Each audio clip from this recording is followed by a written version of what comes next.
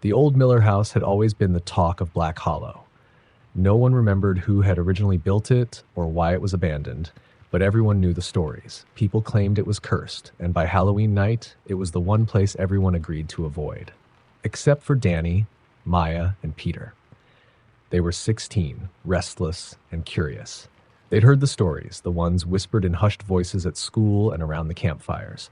The previous Halloween, a group of kids had dared each other to spend an hour there, but none lasted more than a few minutes inside before running out, pale and shaken, swearing they'd felt something watching them. This Halloween, Danny had a plan. He was the one who'd always laughed at the stories, shrugged them off as ghostly folklore designed to keep kids from wandering off. But this year, he was determined to go further than any of those kids. He even came up with a challenge. The three of them would stay overnight. At 10 p.m., they crept up the cracked stone path that led to the house. The structure loomed above them, its windows like hollow eyes staring into the night. Black Hollow's streets were deserted, as if the whole town was holding its breath, hoping the house wouldn't notice them. Danny was the first to break the silence. Come on, guys. It's just an old house. What's the worst that could happen? As they entered, the wooden floorboards groaned underfoot. The air was stale and thick, reeking of dust and rot. Cobwebs hung from the ceiling like thick, grimy drapes. Maya pulled her jacket closer around her. "I hate it here already," she whispered, casting nervous glances into the shadows. Peter's flashlight flickered. "Old batteries," he muttered, giving it a shake. But then they heard something, a faint whisper. It was almost inaudible, but there. They froze, each of them straining to listen. "Must be the wind," Danny said, but there was an edge to his voice now. He pushed forward, heading down the narrow hallway that led deeper into the house. The others followed, though Maya kept glancing over her shoulder as if she could feel something right behind them. In the dim light, they found a door at the end of the hallway. It was slightly ajar, revealing a set of stairs leading down into the basement. Danny grinned, his confidence returning. "Come on, let's see what's down there." Maya hesitated. "I don't know, Danny. This place feels wrong." "Scared?" he taunted, smirking. "I thought you were braver than that." Maya shot him a glare, but stepped forward, her jaw set. Peter followed, gripping his flickering flashlight as if it were a lifeline. The basement was cold, far colder than it had any right to be. Their breath fogged in front of them, creating a thin veil in the eerie light. The walls were lined with shelves holding jars filled with things they couldn't quite make out in the dark. In the far corner was an old mirror, cracked and clouded, leaning against the wall. Danny laughed, though the sound was hollow. "This is it? This is what everyone's scared of?" He walked toward the mirror, his reflection twisted and distorted by the cracked glass. "Let's just go, Danny," Peter urged, shivering. "Why? Afraid you'll see a ghost?" Danny teased, waving his hand in front of the mirror as if to mock the old legends of spirits trapped behind the glass. But then they saw it. At first, it seemed like a trick of the light, a shadow, shifting, darkening, taking shape. The room was silent, yet somehow they felt a buzzing in their ears, a pressure building. And then they realized there were reflections in the mirror, but they were wrong. In the cracked, filthy glass, the three friends saw themselves, but not as they were. Their reflections were twisted, with hollow eyes and gaping mouths. Maya's reflection clawed at the glass, as if trying to break through, her mouth frozen in a silent scream. Danny's reflection grinned back at him, but it wasn't his grin. The eyes were black pits, swallowing the light. The reflection lifted its hand, holding a rusted knife, its teeth bared in a grin far too wide. Peter stumbled back, his flashlight slipping from his hand, the light spinning wildly across the walls. "What is this?" he gasped, his voice breaking. Danny's reflection stepped forward in the mirror, pressing its hand against the glass. "Are you scared now?" it whispered, though none of them had moved their mouths. The words echoed in Danny's own voice, mocking and cold. Panicked, they tried to run, but the door at the top of the stairs had slammed shut. The reflections began to pound on the glass, their hands and faces pressing, distorting, as if desperate to escape. The mirror started to crack further, splintering outwards like it was breaking from the inside. With a horrifying crunch, the glass shattered, and a cold wind blew through the room, carrying the laughter of their twisted doppelgangers. The lights flickered once more, then died, plunging them into darkness. When they finally managed to break down the basement door and escape into the night, they ran all the way back to town without looking back, without stopping.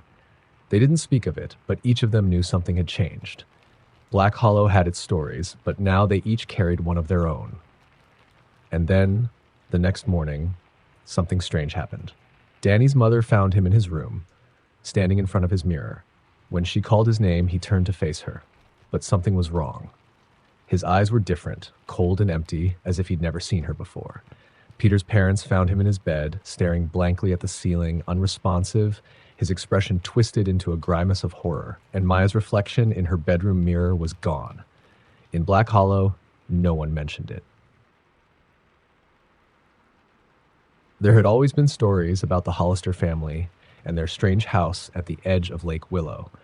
The rumors started decades ago, back when Old Man Hollister ran the town's funeral parlor. But that was just the beginning. Even after his family stopped burying bodies, the house remained. And so did the whispers. It was Halloween night when Claire, Travis, and Jake dared each other to visit the Hollister house. They weren't the bravest kids in town, but something about that night, the chill in the air, the full moon casting long shadows, made them feel invincible. The house itself was dark, with shattered windows and peeling paint. The garden had long since become a jungle of twisted vines, but the path leading to the front door was clear, almost inviting. Claire, the bravest among them, went first, pushing the door open slowly. The smell hit them immediately, a sickly, stale odor like something rotting in the walls. The wind howled through the broken windows, creating eerie moans that echoed throughout the house. "Let's just look around and leave, okay?" Jake whispered, though his voice trembled. Claire nodded, gripping the flashlight tightly, and together, they moved through the house. Each step was hesitant, each floorboard creaked, and each shadow seemed to follow them, lurking just outside the reach of their light. In one room, they found an old, rocking chair that swayed slightly, even though there was no breeze. Another room had an ancient wardrobe filled with dusty clothes that looked like they belonged to someone who had never left. The worst was the room with the pictures. Dozens of old black and white photos lined the walls, each of them staring down at the kids with blank, lifeless eyes. "This is messed up," Travis muttered, avoiding the gaze of the pictures. But something about them drew Claire in. She moved closer, squinting at a photo of a young girl standing in front of the house. Her expression was cold, almost lifeless, and her eyes seemed to follow Claire as she shifted from side to side. And then Claire saw it, her own reflection, faint but unmistakable, staring back from within the photo. "Let's go," she said, her voice barely more than a whisper. But as they turned to leave, the door slammed shut. They tried the handle, but it wouldn't budge. The lights went out, plunging them into darkness. A faint laugh echoed in the room, soft but sharp, like a knife scraping glass. They pointed their flashlight toward the source of the sound and saw, to their horror, that the photos had changed. The faces in the frames had twisted, their mouths open in wide, hollow screams as if trapped in eternal agony, and in the largest frame, where the girl had been, they saw Claire's reflection staring back, her eyes wide with terror.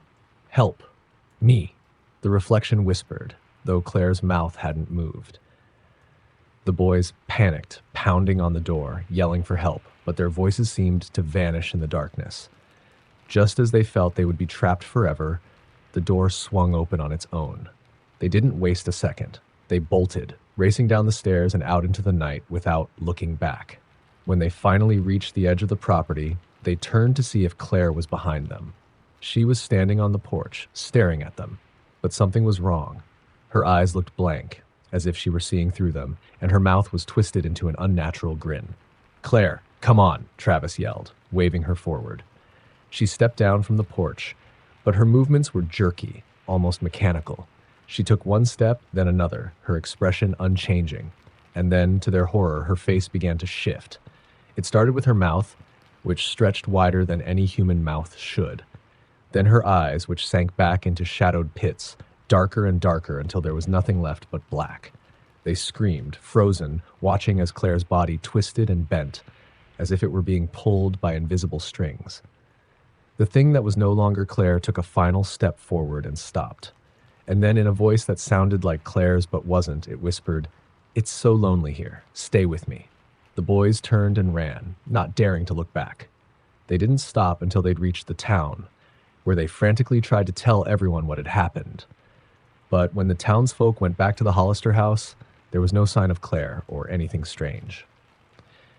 The next day, Claire's parents reported her missing. The whole town searched, but no one ever found her. And as the days turned to weeks, her friends tried to forget what they'd seen. But every now and then, on quiet, moonlit nights, they swore they could hear her voice calling from the edge of the lake, whispering to them to come back. And one night, months later, a little girl saw a strange picture in an old family album her mother had found.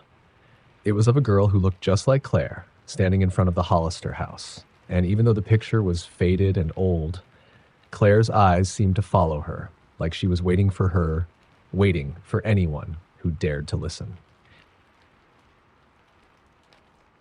The town of Ashgrove had one road that everyone avoided, especially at night.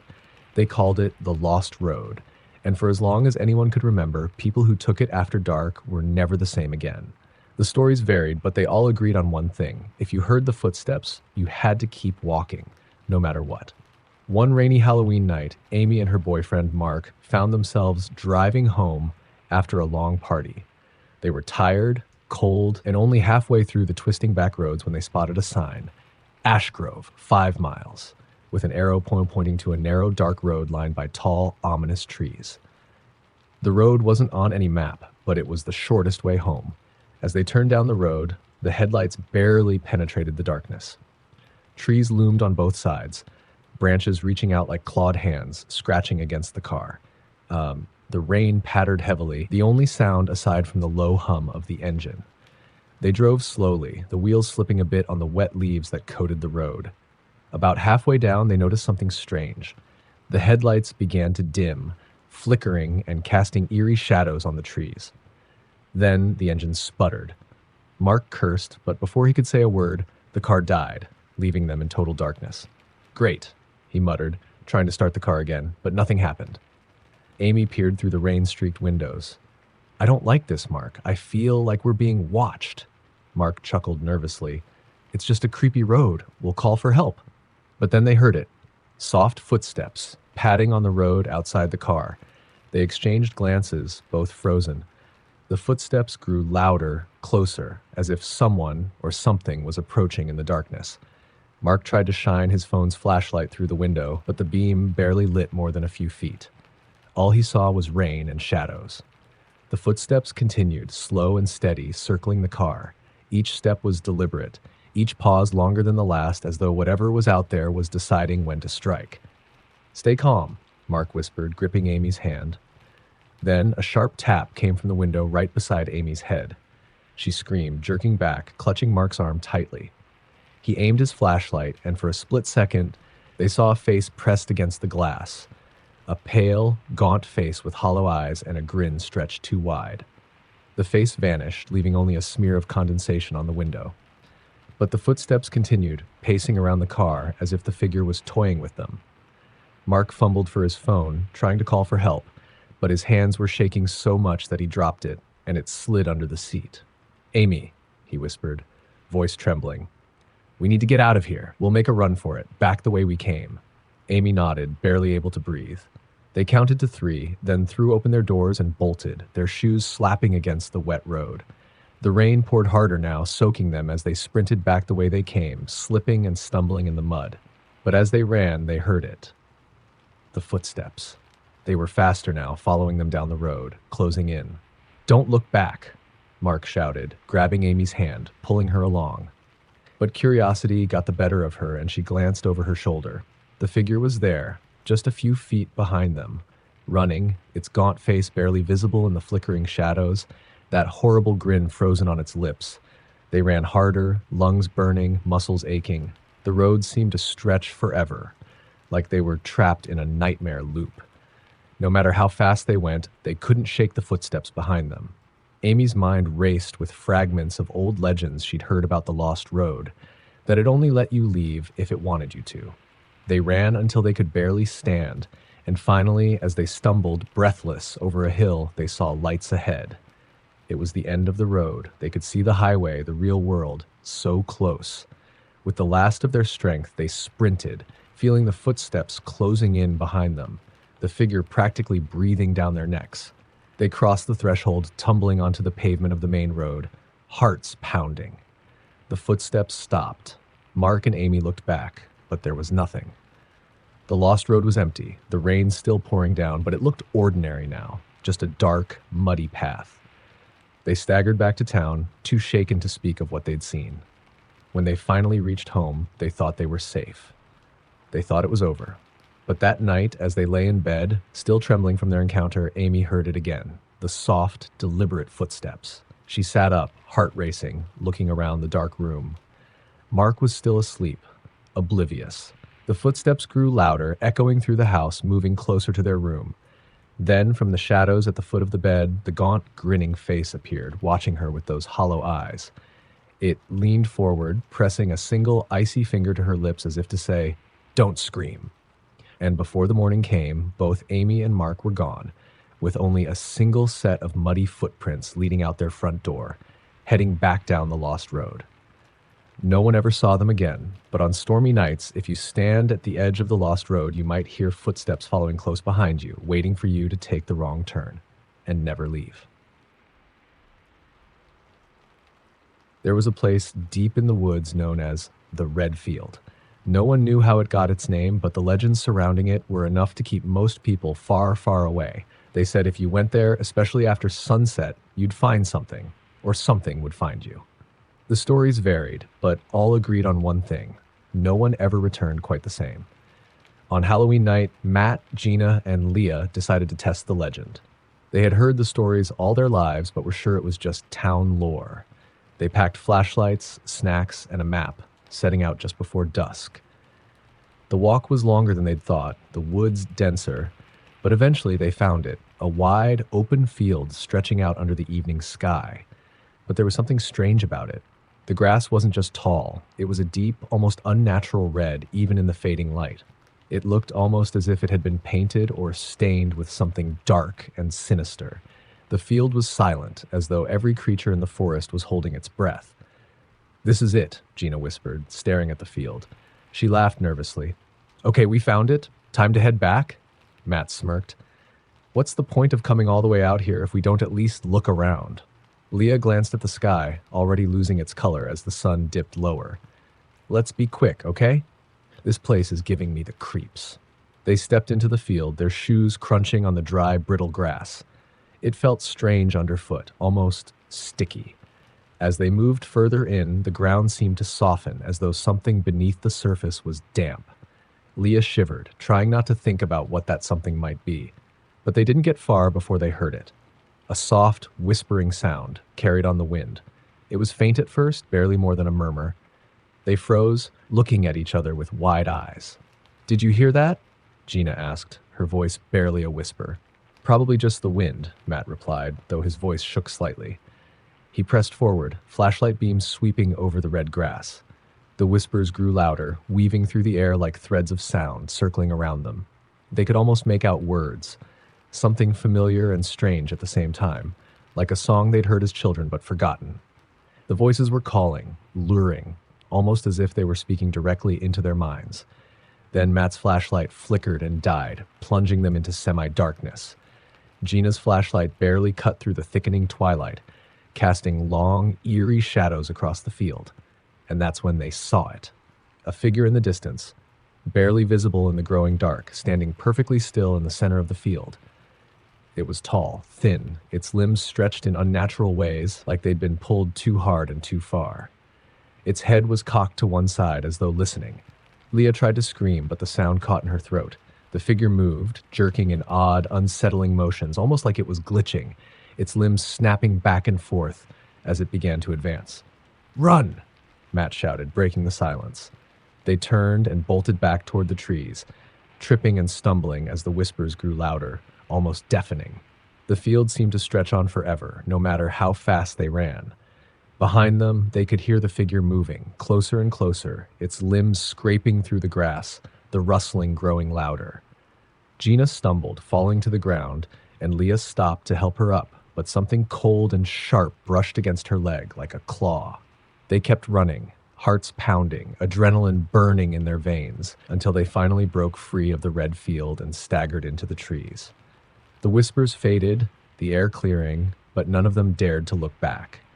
They didn't stop until they reached the edge of the woods, gasping for breath, terrified to even speak of what they'd seen. But the terror lingered, an invisible weight pressing down on them. That night, Matt dreamed he was back in the field, standing in the center, rooted to the spot as whispers swirled around him, louder and louder until they were screams. He woke in a cold sweat, his heart racing. The next day, Gina was missing. No one had seen her since they'd returned from the woods. Matt and Leah were horrified, but deep down, they both felt something gnawing at them. A memory of her face as they'd run through the field, something dark and empty in her eyes. As the days passed, the whispers began to haunt them, slipping into their minds when they were alone, filling their dreams with visions of the red field and the figure that lurked there, watching, waiting. One night, Matt found himself drawn back to the edge of the woods, the whispers tugging at him, pulling him closer. He tried to resist, but the pull was too strong. It was as if the field was calling him back, claiming him. When he arrived, he saw a single figure standing in the red grass. It was Gina. She looked at him, her eyes dark, her mouth twisted into a vacant smile. She raised her hand, beckoning, as the whispers filled his ears, louder than ever. He took a step forward. The next morning, the townsfolk found his empty, abandoned car by the side of the road. No one knew what had happened to him or to Gina.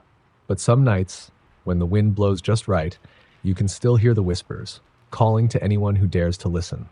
And if you're unlucky enough to wander into the red field, you might just see them standing there, frozen in place, eyes wide, smiles twisted, waiting for the next lost soul to join them. There was a quiet, abandoned road near the edge of town, known only as the Black Hollow. The locals avoided it, warned newcomers about it, and for good reason. They said the hollow had a way of taking people who traveled it at night, pulling them into the shadows, leaving nothing behind but a chill in the air. Jake, Sarah, and Tom had heard these warnings, of course. They'd grown up with them, but they never believed the stories, figured it was just an old ghost tale to scare kids. One cold Halloween night, bored and looking for something to break the monotony, they decided to visit the hollow and see if anything spooky would actually happen. The road was narrow, winding through dense woods. The further they went, the darker it grew, and an unnatural silence settled over the area. Not even the wind rustled. As they drove deeper into the woods, Sarah turned on her flashlight, pointing it out the window. "It's just trees," she laughed, but her voice sounded hollow in the quiet. The road twisted sharply, and as they rounded the bend, they saw it, an old weathered sign half hidden by weeds and grime. It read, "The Hollow welcomes you." They stopped the car, exchanging nervous glances. Jake chuckled, though his voice sounded forced. "It's just a sign, right? Probably left here as a joke." But Tom frowned. "Does it look like there's something moving behind the sign?" He shined his flashlight, and for a second, it illuminated a pale, human-like figure.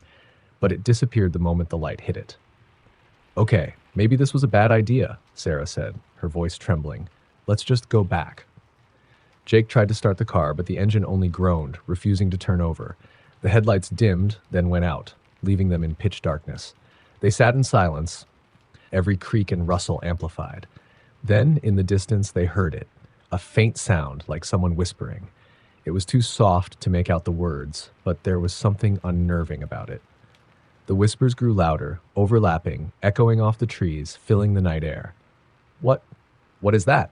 Sarah asked, her voice barely a whisper. The whispers grew louder, surrounding them from all sides, each word tumbling over the next, as if dozens of people were whispering directly into their ears. Jake tried the engine again, but it refused to start. A cold dread settled over them as the whispers became clearer. They weren't just random murmurs, they were calling their names. Jake, Sarah, Tom. The voices were soft, yet somehow each syllable cut through the night, filling them with a bone-deep terror. Then, out of the darkness, shapes began to emerge. Figures, pale and hollow-eyed, appeared on either side of the road, stepping out from between the trees. Their clothes were tattered, faces smeared with dirt and shadows. They looked like people who had once been alive. But their expressions were blank, empty, as if they were nothing more than shells. One of the figures, a woman with sunken eyes and a crooked smile, stopped just outside Sarah's window. She raised a hand, tapping her bony fingers against the glass, her mouth twisting into a grin that was too wide, too wrong. "Let us in," she whispered, her voice a rasp that sent shivers down their spines. Jake locked the doors, though it felt meaningless. The figures surrounded the car, pressing in close, staring with empty eyes. Their lips moved, whispering the same phrase over and over. "Let us in, let us in." Panic gripped them, but there was nowhere to run. They were trapped in the car, surrounded by the ghostly figures, their eyes blank, their mouths repeating that terrible plea. Then, slowly, one of the figures, a man with a twisted neck and dark, empty sockets where his eyes should have been, moved closer to the driver's side. He pressed his face against the window, his cold, dead eyes boring into Jake's. "Let us in, or come out to us." "Drive, Jake," Sarah screamed, clutching his arm. Jake gritted his teeth, praying for the engine to start. He turned the key, desperate, and miraculously, it roared to life. He didn't wait. He slammed his foot down, and the car lurched forward, scattering the figures as they sped down the road. But as they left, the voices didn't fade. They only grew louder, the figures trailing behind them in the darkness, keeping pace no matter how fast they went. Tom looked out the back window and his face went pale. "They're still following us." The road seemed endless, stretching on and on, twisting and turning through the forest as if it had no end. The figures were everywhere, lining the road, lurking in the shadows, watching them with hollow eyes. Finally, after what felt like hours, they saw lights ahead, a familiar street, the edge of town. Jake pushed the gas pedal as hard as he could, and the car burst out of the woods into the safety of the town. The voices stopped. The figures were gone. They sat in silence, breathing heavily as if waking from a nightmare. But just as they started to relax, thinking they'd escaped, Sarah gasped, staring down at her hand. There on her palm was a dark, smudged fingerprint. She wiped at it, but it wouldn't come off. Then Jake and Tom looked at their hands. They each had the same dark, ghostly mark on their skin, like a stain that had seeped deep within. What is this?" Jake asked, his voice barely a whisper. They didn't know, but in the following days, strange things began to happen. They'd hear faint whispers when they were alone, their names carried on the wind. Shadows moved in the corners of their vision, vanishing when they turned to look. At night, they felt a presence watching, waiting, and the marks on their hands never faded.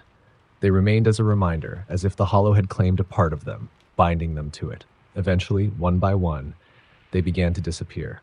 Sarah went first, vanishing from her room without a trace.